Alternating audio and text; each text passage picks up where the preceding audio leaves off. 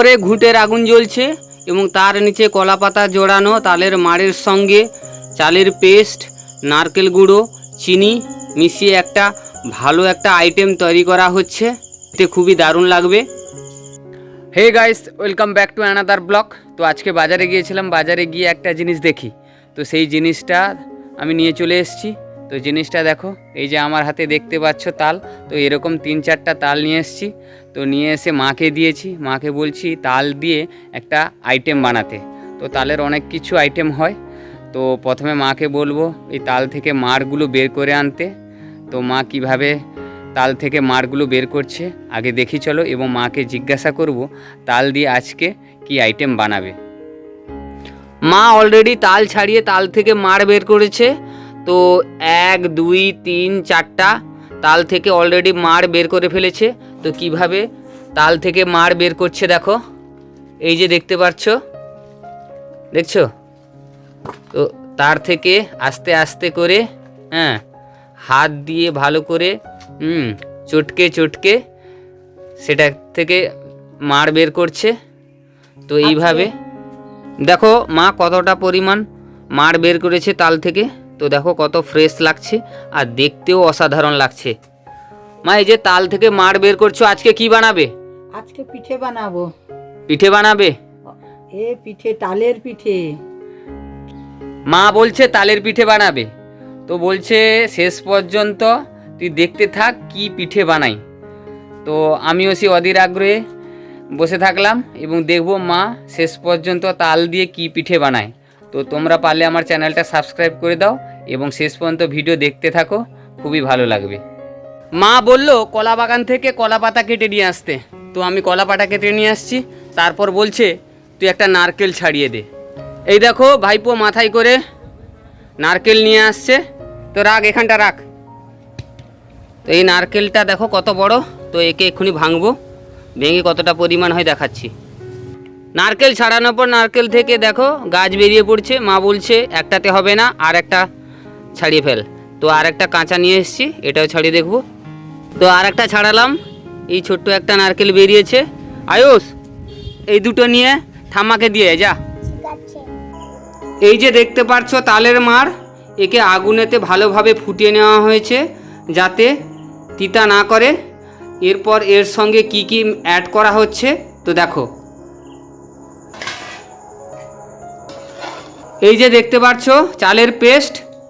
তো আস্তে আস্তে করে ওই তালের মাড়ের মধ্যে ফেলা হচ্ছে। তো যতটুকু আছে ততটুকু এই তালের মাড়ের সঙ্গে ভালো করে মিশিয়ে দেওয়া হচ্ছে। এই যে দেখতে পাচ্ছেন নারকেল গুঁড়ো এই তালের মাড়েতে দেওয়া হবে।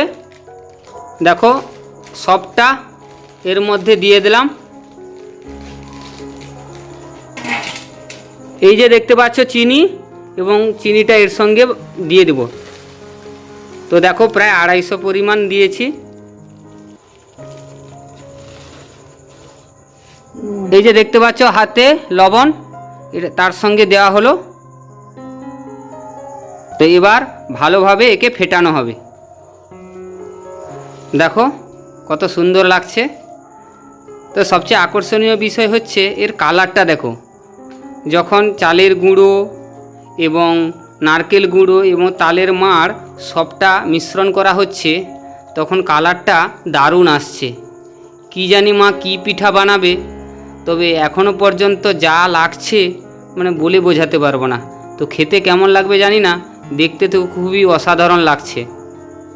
তো ভালোভাবে ফেটানো হচ্ছে যাতে সবটা চালের পেস্ট ভালোভাবে এই তালের মাড়ের সঙ্গে মিশে যায়, এবং চিনি যে দেওয়া হলো এবং চিনিটাও ভালোভাবে মিশে যায়। তো সেটা কিছুক্ষণ ধরে এটাকে মিক্সড করতে হবে। এই যে দেখতে পাচ্ছ তালের মাড়ের সঙ্গে সমস্ত কিছু সরঞ্জাম দিয়ে ফেটানো হয়েছিল। তো এবার একে আগুনে বসানো হয়েছে, কিছুক্ষণ আগুনে পাক করা হবে। তো সেই প্রসেসটা প্রায় 5 থেকে 10 মিনিট চলতে থাকবে। তারপর কি হয় দেখছি। দেখো এরপর মা বড় একটা কড়াই নিয়ে চলে এসছে এবং তাতে এই যে পোড়া ঘুঁটে জল মিশিয়ে ভালোভাবে তাতে ভালো করে মাড়িয়ে দিয়েছে কড়ার ওপর। তারপর এই যে কেটে রাখা কলা পাতাকে ভালো করে তার ওপর রাখছে। এই যে দেখতে পাচ্ছ তালের মাড়ের সঙ্গে সমস্ত কিছু ফেটানো তরলটা কিভাবে শক্ত হয়ে আসছে। তো মা বলছে আরও একটু শক্ত করতে হবে। এই যে দেখতে পাচ্ছ পুরো শক্ত হয়ে গেছে মিশ্রণটা। তারপর এই কড়াইতে আস্তে আস্তে করে দেওয়া হচ্ছে। দেখো নিচে কলা পাতা আছে, এই কলা পাতার ওপর আস্তে আস্তে করে সব পরিমাণটা ঢালা হচ্ছে। তো সবটা ঢালা হোক, দেখাচ্ছি। দেখো সবটা কলা পাতার ওপর দিয়ে দেওয়া হয়েছে। তারপর হাত দিয়ে ভালো করে পরিপাটি করে দেওয়া হচ্ছে, যেন এতে মনে হচ্ছে এক্ষুনি আমন ধানের বীজ পড়বে। তো দেখো কিভাবে করছে, দেখো। তো এটাকে বলে আগুনে পোড়া পিঠে।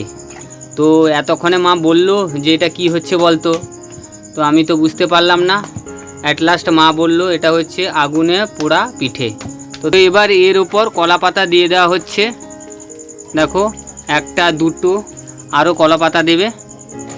তো এতে 3-4টা কলা পাতা দেওয়ার পর এবং এর ওপর ঘুঁটে দেওয়া হবে এবং সেই ঘুঁটেতে আগুন জ্বালানো হবে, যাতে নিচ সাইড এবং উপর সাইড ভালোভাবে পুড়ে যায়। তো পুড়ে গেলে তবে গিয়ে আগুনে পোড়া পিঠে তৈরি হবে। তো দেখো এর উপরে আগুন ধরানো স্টার্ট হয়ে গেছে। তো এক এক করে ঘুঁটে এর উপর সাজিয়ে দেওয়া হচ্ছে, যাতে লাল লাল হয়ে জ্বলতে থাকে। আর দেবে নাকি মা? আর দেবে? তো দুটো দিয়েছে, আরও দিচ্ছে, যাতে এই সবটা ঘুঁটে জ্বলে পুড়ে যায়। পুড়লেই তবে গিয়ে পোড়া পিঠে তৈরি হবে। মা বলছিল কালকে সকালে আনবক্সিং করবে, কিন্তু আর তর সইল না। তো এক্ষুনি এই কলা পাতার উপরে এই যে ঘুঁটেগুলো ছিল যেগুলো পুড়ে গেছে, তো সেগুলোকে আস্তে আস্তে করে সরিয়ে দিচ্ছে এবং তার থেকে পিঠেটা বেরোবে। তো দেখো কিভাবে পরিষ্কার করছে। এর থেকে পিঠেটা যে বেরোবে তো কতটা সুন্দর হয় সেটা দেখব। তো এই দেখো পিঠের কালারটা কেমন হয়েছে, বেশ সুন্দর লাগছে। তো ভালো লাগলে লাইক সাবস্ক্রাইব করে পাশে দেবো।